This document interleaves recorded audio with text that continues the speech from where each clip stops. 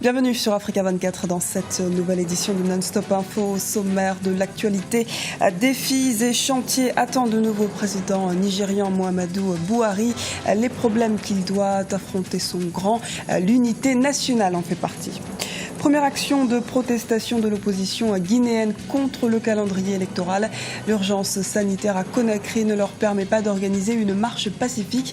7 formations politiques ont donc appelé la population à racheter ses œufs.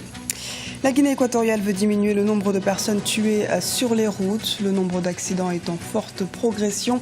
Les autorités veulent sensibiliser notamment sur la vitesse excessive ou encore le code de la route. Mais avant de développer ces titres, le campus d'une université kenyane a été attaqué ce jeudi. Au moins 15 personnes auraient été tuées lorsque des membres du groupe islamiste d'Al-Shabaab ont fait irruption au sein de l'université de Garissa, au nord de la capitale Nairobi, proche de la frontière avec la Somalie. Les forces de sécurité sont actuellement engagées dans un processus pour reprendre le contrôle de la résidence dans laquelle les assaillants sont retranchés. Les 3 autres bâtiments pour étudiants ont été évacués, indique le ministère de l'Intérieur. Au Nigeria, Muhammadu Buhari a remporté l'élection présidentielle du 28 mars dernier. Un scrutin exemplaire qui marque la première alternance démocratique dans ce pays. Mais les problèmes que doit maintenant affronter le nouveau président sont de taille. Quelles sont les priorités mises en avant par le nouveau chef de l'État? Élément de réponse avec Idelat Mirabel Bissou.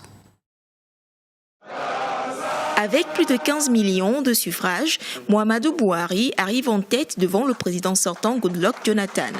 À l'annonce des résultats, le nouveau président s'est adressé au peuple, une déclaration au cours de laquelle il a remercié le président sortant Goodluck Jonathan pour son élégance républicaine.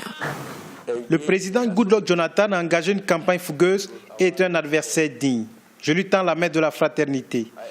J'ai hâte de le rencontrer dès après ma prise de fonction. Il pourra compter sur ma coopération et celle de toute mon équipe. Pour le nouveau président, son élection reflète bien la volonté du peuple qui aspire au changement. En attendant sa prise de fonction, il demande à tous les Nigérians d'avoir un esprit de paix. Nous avons prouvé au monde que nous sommes un peuple qui a embrassé la démocratie et un peuple qui recherche un gouvernement par et pour le peuple. Vous avez voté pour un parti et un président qui vous serviront et qui gouverneront sans jamais vous dominer. Muhammadu Buhari a déjà dirigé le Nigeria de 1983 à 1985. Cette alternance au Nigeria témoigne de l'enracinement progressif de la démocratie dans ce pays. Elle met fin à 16 ans de gestion du pouvoir du Parti démocratique des peuples, PDP. Et notons que le nouveau président nigérian Muhammadu Buhari a également promis le changement face à la principale menace immédiate du Nigeria constituée par la secte de Boko Haram. Cette dernière serait à l'origine de la perte de 15 000 Nigérians en 6 ans.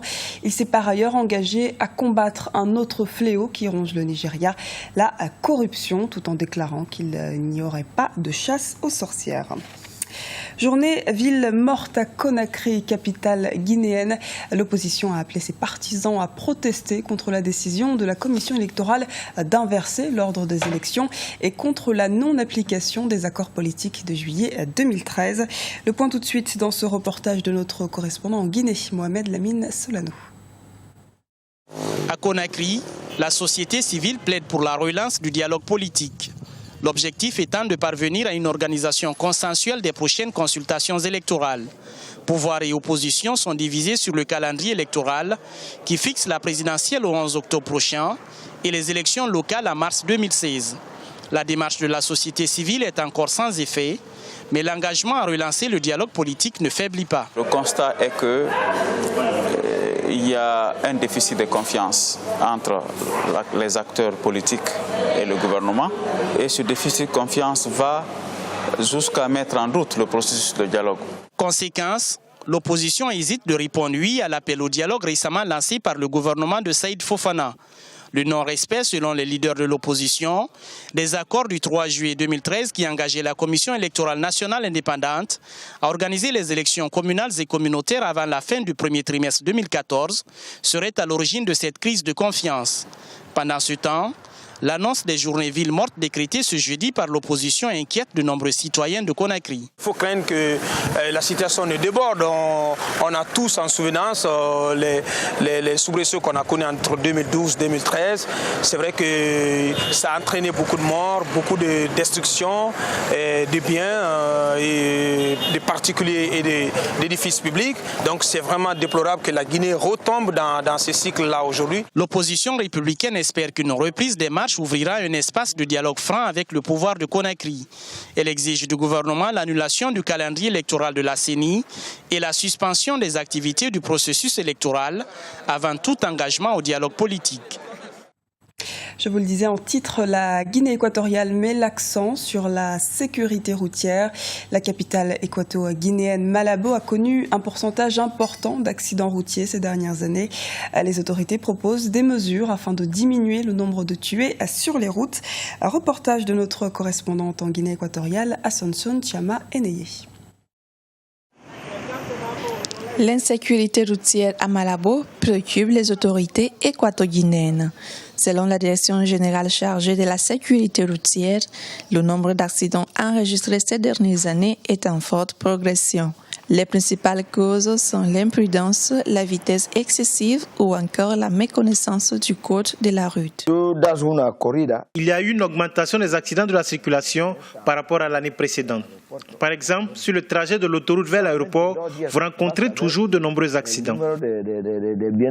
Dans la ville de Malabo, les populations sont aujourd'hui exaspérées par la non-maîtrise du code de la route par les chauffeurs. Il faut que les conducteurs soient véritablement professionnels. Ils doivent aussi se former parce que l'auto-école a été créée pour ça, pour former et aussi apprendre aux citoyens les règles de la circulation. Nous apprenons tout à l'auto-école, mais si une personne qui n'a pas été formée veut malgré tout conduire, c'est dangereux et cela peut causer des accidents. En 2012, près de 256 accidents se sont produits. En 2013, 306 accidents et en 2014, un total de 400 accidents dans la ville de Malabo. Un bilan en constante hausse que les autorités veulent réduire aujourd'hui. Ce journal a été réalisé par l'ensemble de la rédaction. Merci pour votre fidélité. À retrouver dans un instant une nouvelle édition de l'actualité sur Africa 24.